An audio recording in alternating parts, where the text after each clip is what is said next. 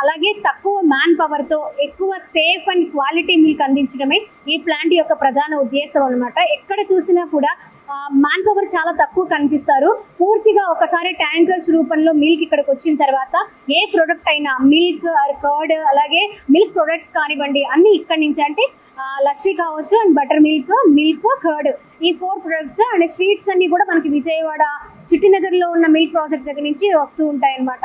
ఇక్కడ అందించే ఈ ప్రొడక్ట్స్ అన్ని కూడా చాలా సేఫ్గా, చాలా క్వాలిటీగా, చాలా హైజెనిక్గా అందించడమే ఈ ప్లాంట్ యొక్క ప్రాముఖ్యత అని కూడా మనకి చెప్తూ ఉన్నారు. సో మనం చూసుకోవచ్చు, ఎక్కడ చూసినా కూడా అదే పద్ధతి కనిపిస్తుంది, అదే సేఫ్టీ కనిపిస్తుంటే చాలా సేఫ్టీ మెజర్మెంట్స్తో కంప్లీట్ హై ఎక్విప్మెంట్ తోటి కూడా ఇక్కడ తయారు చేశారనమాట.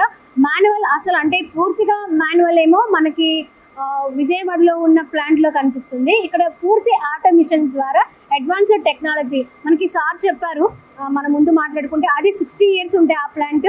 ఈ ప్లాంట్ వచ్చి మనకి 80 నుంచి 90 వరకు కూడా గ్యారంటీ ఉంటుంది అని కూడా చెప్తున్నారు. అంత అడ్వాన్స్డ్ టెక్నాలజీతో కంప్లీట్ ఆటోమేటెడ్ మిషన్స్ తోటి ఈ ప్లాంట్ని సిద్ధం చేయడం జరిగింది.